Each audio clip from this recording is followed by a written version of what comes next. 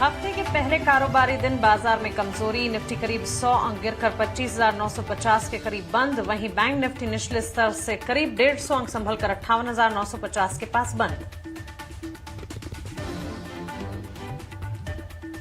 चांदी में ऊपरी स्तरों से बिकवाली। रिकॉर्ड ऊंचाई से करीब 20,000 की गिरावट 2,38,000 पर पहुंची चांदी। सोना भी गिरावट के साथ 1,40,000 के नीचे पहुंचा।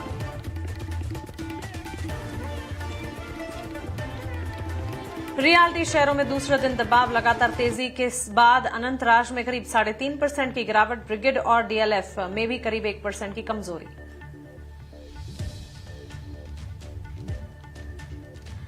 लगातार तेजी के बाद रेलवे शेयरों में मुनाफा वसूली। आईआरएफसी, जुपिटर वेगन्स और राइट्स में 3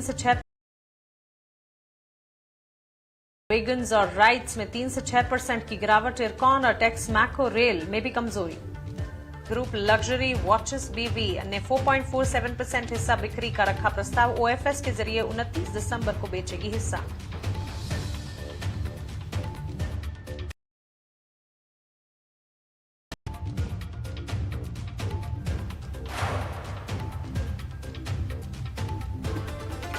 नमस्कार, कल की तैयारी में आपका स्वागत है। आपके वाइज निफ्टी, बैंक निफ्टी में बिकवाली का दबाव छाया रहा।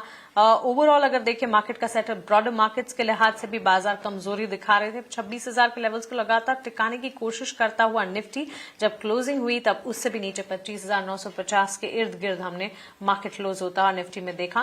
बैंक निफ्टी में भी 58,950 के लेवल्स के पास क्लोजिंग देखने को मिली। 150 अंक संभलता हुआ बैंक निफ्टी जरूर दिखा, लेकिन हाँ, वहां पर भी वॉलेटाइल मूव्स और ड्यूरिंग द एंटायर सेशन एक रेंज में कामकाज देखने को मिला।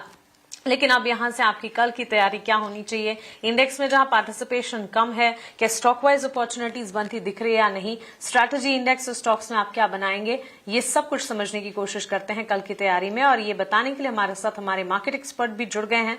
Harish Jujare, head of research Prithvi Finmark private limited से हमारे साथ जुड़ेंगे, और Rupak De, senior technical analyst LKP security से हमारे साथ जुड़ गए हैं। रूपक, बहुत स्वागत है आपका 89 स्वदेश पर अपना समय देने के लिए आपका शुक्रिया। कैसे देख रहे हैं मार्केट का फर्स्ट सेशन और किस तरह से पैन आउट होता हुआ दिखा? आपकी थीसिस एनालिसिस क्या थी, और यहां से आगे कल की चाल पर कैसे नजर रखनी चाहिए? शुक्रिया मानसी। मुझे लगता है कि निफ्टी ने आज 21 ईएमए के नीचे क्लोजिंग दिया। ये थोड़ा जो बेयरिशनेस को दर्शाता है, बट अगर देखें तो towards the end of the year हर साल ऐसा होता है कि मार्केट थोड़ा दायरे में रहता है। तो मुझे लगता है कि करेक्शन आएगा, बट करेक्शन लिमिटेड रहेगा। 25,900 25,850 का सपोर्ट रहेगा, वहां से एक बार रिकवरी आना चाहिए।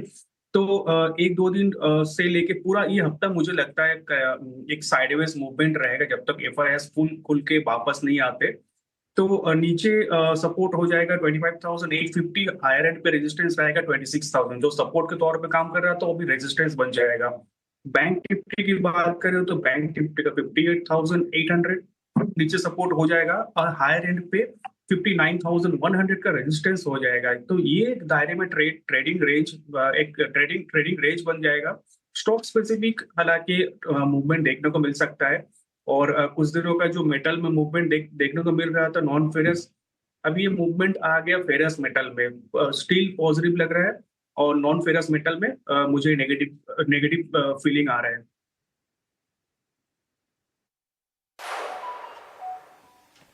ऑलराइट, तो चलिए ये टेक फिलहाल हमें मिलता हुआ बाजार पर हरीश जुजारे, आपकी भी राय हम समझना चाहेंगे। रेंज में है मार्केट, और यहां से आगे कल की तैयारी किस तरह से देख रहे हैं इंडेक्स की आप? गुड इवनिंग मानसी जी। बिल्कुल देखा जाए तो निफ्टी में हमने कहीं ना कहीं 3 दिन से लगातार एक डाउन ट्रेंड देखने मिल रहा है। आज के ट्रेंड से ऑलमोस्ट 100 पॉइंट्स नीचे की ओर क्लोजिंग दिया है निफ्टी में। अगर देखा जाए तो निफ्टी 50 डे मूविंग एवरेज के आसपास ही क्लोज हुआ है, और अभी भी देखा जाए तो higher top higher bottom intact है। हमने बार बार देखा है कि निफ्टी जब भी 50 डे मूविंग एवरेज के नीचे पे चलता है वहां से शार्प रिकवरी देखने मिलता है। तो मुझे लग रहा है कि कल के ट्रेडिंग सेशन के लिए अहम लेवल्स रहेंगे 25,900 से लेके 25,850, मुझे लग रहा है कि इस रेंजेस के आसपास सपोर्ट आना चाहिए। और जिस तरीके से पीसीआर की डेटा देखते हैं वहाँ पे भी अच्छा खासा सेल ऑफ देखने मिल रहा है। मुझे लग रहा है कि most of the thing is pulled off हो चुके हैं। मुझे लग रहा है कि यहाँ से एक रिवर्सल एक्सपेक्ट कर सकते हैं, जहाँ पे 25,900 से लेके 25,850 के आसपास रेंज है, सपोर्ट जोन दिखाई दे रहा है। अगर इसके नीचे फिसलता है तब जाके फिर से एक नया फ्रेश लॉस दिखाई दे सकते हैं, जहाँ पे जो लॉस रहेंगे 25,700 का नेक्स्ट सपोर्ट। तो ओवरऑल मुझे लग रहा है कि थोड़ा ऑलरेडी ओवरसोल्ड है निफ्टी इंडेक्स। हो सकता है कि नीचे कल के ट्रेडिंग सेशन में थोड़ा उछाल देखने मिल सकता है निफ्टी में। और बैंक निफ्टी की बात करते हैं, बैंक निफ्टी में भी देखा है तो अभी भी एक जो दायरा था पहले से जो ट्रेड कर रहा था 58,650 से 58,500 के आसपास का सपोर्ट है, अभी भी इंटैक्ट है। Almost bank Nifty 50 day moving average के आसपास आके क्लोज हुआ है। मुझे लग रहा है कि अभी भी अपसाइड ट्रेंड इंडिकेट कर रहा है। तो ओवरऑल बाय ऑन डिप्स का स्ट्रेटेजी ही मेंटेन करना चाहिए। हावेवर मुझे लग रहा है कि दिन के बिग वाली के बाद मुझे लग रहा है कि इंडेक्सेस में ज्यादा पूरा हो चुके हैं और आरएसआई वगैरह भी बहुत ओवरसोल्ड दिखाई दे रहा है। तो हो सकता है कि कल के ट्रेडिंग सेशन में एक उछाल देखने मिल सकता है। एब्सोल्युटली। तो चलिए इंडेक्स पर ये नजर है, यहाँ से कल के सेशन पर किस तरह के लेवल्स नजर आ सकते हैं, एक्सपर्ट्स हमें लगातार सुझा रहे हैं। लेकिन अब पूछने का तरीका है, राजस्थान से लिखती हैं, कल्याण ज्वेलर्स के 250 शेयर्स खरीदे इन्होंने और 720 अपने एंट्री लेवल्स ये बता रही हैं। लॉन्ग टर्म के लिए खरीदारी कर रखी है इन्होंने। कल्याण ज्वेलर्स पर ये राय जानना चाहती हैं। रूपक, आपसे जानना चाहेंगे, वैसे तो बुलियन मार्केट में सोने चांदी की चाल और नए उच्चतम स्तर का सिलसिला 2025 में बुलियन मार्केट काफी बढ़िया चला है। इनफैक्ट गोल्ड से भी ज्यादा सिल्वर में हमने आउट परफॉर्मेंस देखी है। लेकिन इन पर्टिकुलर इक्विटी मार्केट में अगर आप देखें, ज्वेलरी काउंटर्स में टाइटन, कल्याण ज्वेलर्स जैसे स्टॉक्स पर आपका नजरिया। और यहाँ पर हमारी व्यूवर का सवाल कल्याण ज्वेलर्स पर है, उन्होंने 250 शेयर्स खरीदे हैं, ऊंचे लेवल पर खरीदे और इसी के चलते करीब 60,000 के नुकसान भी झेल रही है इस वक्त। ये कल्याण ज्वेलर्स का मीडियम टर्म चार्ट मुझे थोड़ा नेगेटिव लग रही है। कंटिन्यूअसली एक important moving average medium term chart पे उसके नीचे ट्रेड करते हुए दिखाई दे रहा है। तो बाइंग अराउंड द स्टॉक खास कुछ नहीं, इनफैक्ट सेलिंग प्रेशर है स्टॉक के अंदर। तो मैं सजेस्ट करूंगा कल्याण ज्वेलर्स से शिफ्ट करके पैसा टाइटन में लगाना चाहिए, क्योंकि टाइटन में रिसेंटली एक ब्रेकआउट आया था। स्टॉक बहुत ही ज्यादा स्ट्रेंथ में है। और अभी क्या हो रहा है, मोमेंटम जिसमें है उसी में मोमेंटम रह रहा है, बाकी जिसमें नहीं है उसमें सेलिंग प्रेशर बरकरार रह रहा है। तो शिफ्ट करना चाहिए थोड़ा पैसा, एटलीस्ट थोड़ा पॉइंट पैसा टाइटन में शिफ्ट करना चाहिए।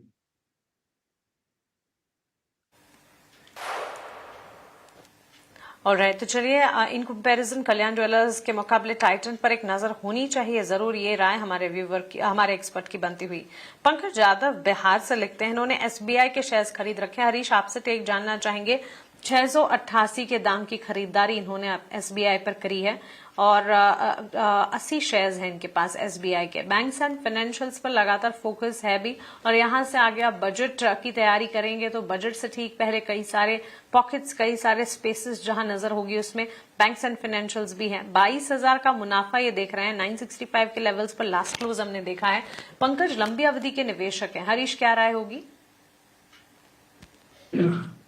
मानसी जी, बिल्कुल अगर देखा जाए तो स्टॉक फाइनेंशियल स्टॉक्स में और बैंक्स में, स्पेशली पीएसयू बैंक्स में अच्छा खासा तेजी देखने मिल रहा था इस साल में। ऑलमोस्ट इस साल में 20% से ज्यादा मुनाफा दे रहा है एसबीआई में। तो इनका लेवल जो भी है मुझे लग रहा है कि अट्रैक्टिव लेवल पे बाइंग किया हुआ है। अभी भी चार्ट्स पे देखा जाए तो लॉन्ग टर्म चार्ट्स पे तेजी का रुझान है। अभी भी इंडेक्स 50 डे मूविंग एवरेज के आसपास ट्रेड करते हुए नजर आ रहा है। मुझे लग रहा है कि इनका लंबा समय का रुझान है तो बने रहना चाहिए।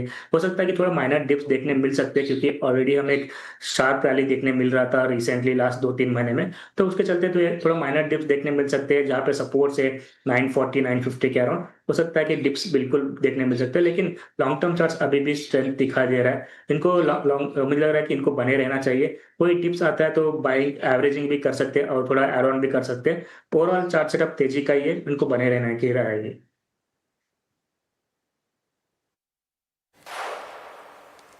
चलिए, तो बिल्कुल तेजी का रुख, यहां से एग्जिस्टिंग पोजीशन को भी इंटैक्ट रख के चल सकते हैं। आप मुनाफा कमा रहे हैं, यहां से फर्दर अपसाइड भी विजिबल है। विनायक भोसले का सवाल है, नासिक से लिखते हैं, रूपक आपसे राय जानना चाहेंगे, सुला विनयार्ड्स में साल की शुरुआत में इन्होंने 100 शेयर्स खरीद रखे हैं। इनकी बाइंग प्राइस सुला विनयार्ड्स में ये 380 की बता रहे हैं और वो दाम वापस कब आएगा, ये सवाल है इनका। अब सिलाविनियाज चार्ट चेक कर या फिर ओवरऑल एनालिसिस फंडामेंटल्स की भी अगर बात करें, इनकी खरीदारी से तो नीचे गया है। 15,840 का लॉस, नुकसान इस वक्त ये झेल रहे हैं। 100 शेयर्स खरीदे हैं, लास्ट क्लोज करीब 3% की गिरावट का रहा। आपकी राय क्या होगी रूपक जी? जी, ये स्टॉक लिस्टिंग प्राइस का जो लो था, उस लो से नीचे कंटिन्यूसली ट्रेडिंग करते हुए दिखाई दे रहा है। सेंटिमेंट अराउंड द स्टॉक बहुत ही नेगेटिव है। सेल ऑन राइज करना चाहिए स्टॉक में। फिलहाल स्टॉक को होल्ड कीजिए विद स्टॉप लॉस ऑफ 208। अगर हायर एंड पे 250 के आसपास मिलता है तो एक बार थोड़ा पोजीशन कम कर लीजिएगा।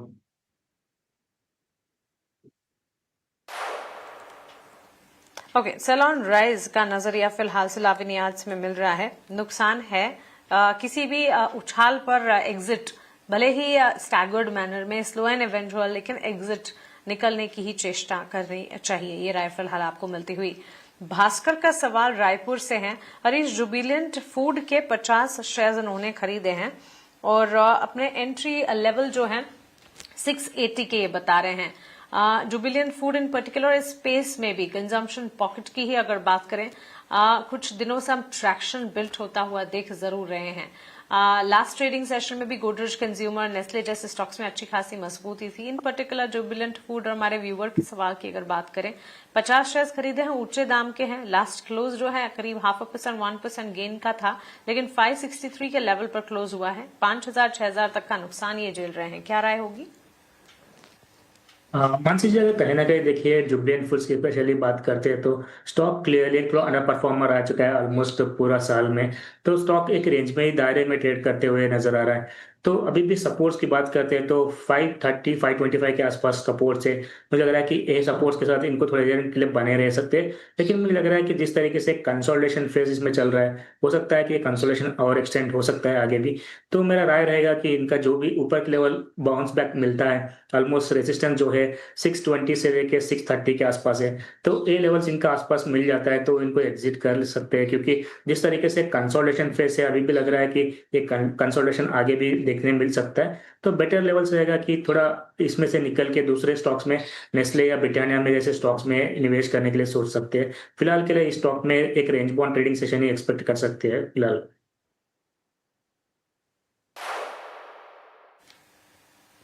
ओके, रेंज बाउंड यहां से फर्दर परफॉर्मेंस स्टॉक में नजर आ सकती है, लेकिन हो सकता है कि आने वाले दिनों में यहां फर्दर एक पॉजिटिव बिहेवियर स्टॉक का नजर जरूर आए। हालांकि इस रेंज में कामकाज करता हुआ ये स्टॉक नजर आ सकता है एटलीस्ट फॉर फ्यू सेशंस, ये कहना है हमारे एक्सपर्ट का। रूपक जी, बिहार से एक व्यूवर राम बाबू शाह का सवाल है सोनाटा सॉफ्टवेयर पर। सोनाटा सॉफ्टवेयर में इन्होंने खरीदारी की है, ऊंचे स्तरों की खरीदारी की है, जिसके चलते नुकसान भी झेल रहे हैं। 480 शेयर्स खरीदे इन्होंने सोनाटा सॉफ्टवेयर के, अपने एंट्री लेवल 445 के बता रहे हैं। और क्योंकि नुकसान झेल रहे हैं, इनका सवाल भी यही है कि इनकी लॉस जो है वो लॉस की रिकवरी कब तक होती दिखेगी। 357 358 के लेवल्स पर क्लोज हुआ है ये स्टॉक। ऑलमोस्ट 2.5% की गिरावट थी लास्ट सेशन में भी। और इनके नुकसान की अगर बात करें, करीब 41,000 का नुकसान ये झेल रहे हैं। क्या राय होगी? मुझे लगता है कि ये एक बार रिकवरी का चांसेस दिखा रहा है, बट 350 का स्टॉप लॉस डालना होगा। 350 अगर टूट गया तो एक बार एग्जिट लेना होगा और एटलीस्ट आधा पोजीशन खाली करना होगा। अगर 350 नहीं टूटा तो होल्ड कीजिए। स्टॉक रिकवरी में 380 400 तक आ सकता है और 400 के ऊपर क्लोजिंग देने पर मुझे लगता है कि सिग्निफिकेंट रैली आ सकता है स्टॉक। तो फिलहाल hold with stop loss of 350।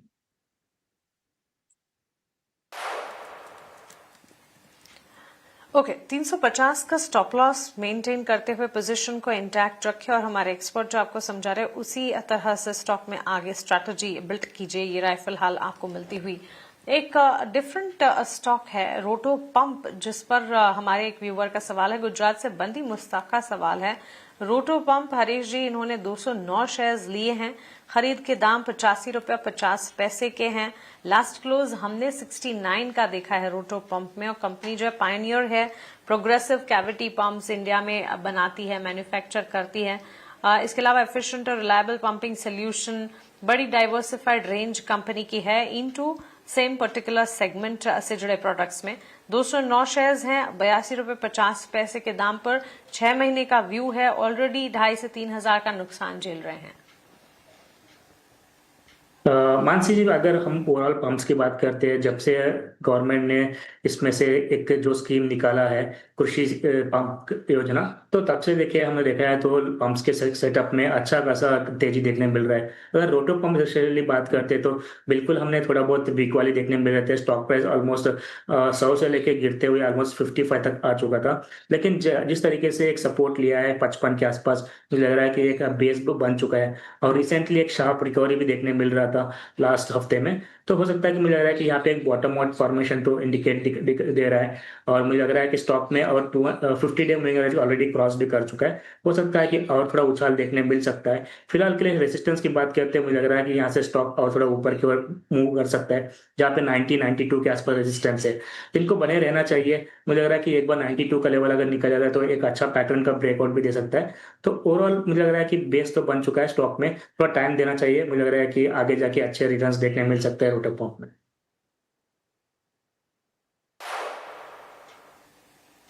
Okay, तो चलिए ये राय रोटो पंप्स पर फिलहाल हमें मिलती हुई, लेकिन अब वक्त है जबरदस्त कमाई करवाने वाले वीआईपी शेयर यानी कि वैल्यू इन्वेस्टमेंट पिक की।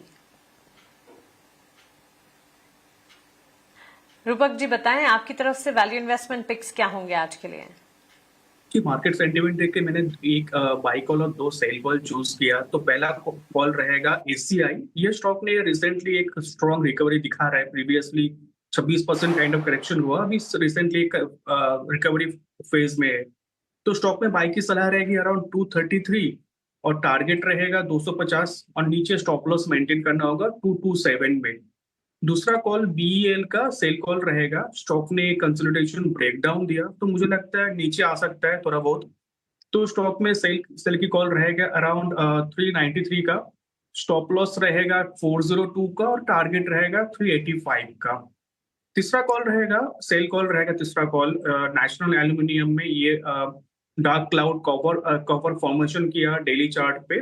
तो स्टॉक में सेल की सलाह रहेगी अराउंड 301। टारगेट रहेगा 294, स्टॉप लॉस रहेगा 306।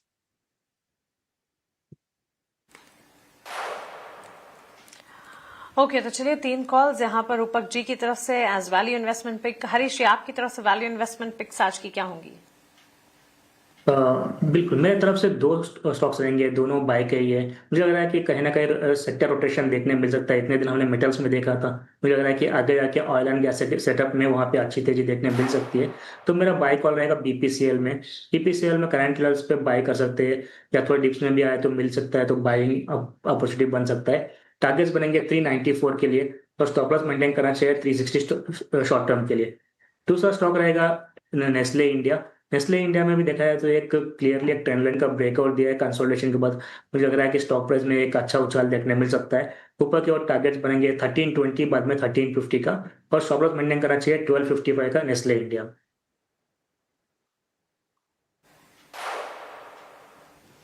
ऑलराइट, तो चलिए वैल्यू इन्वेस्टमेंट पिक हमारे दोनों ही एक्सपर्ट्स की तरफ से यहाँ पर हमें मिलती हुई। रूपक जी, हरीश जी, बहुत शुक्रिया आपका हमारे साथ जुड़ने के लिए, सवालों के जवाब देने के लिए, हमारे व्यूवर्स की कल की तैयारी करवाने के लिए, व्यूवर्स के सवालों के जवाब और साथ ही मार्केट पर स्ट्रैटेजी भी बताने के लिए। Thank you so much. कल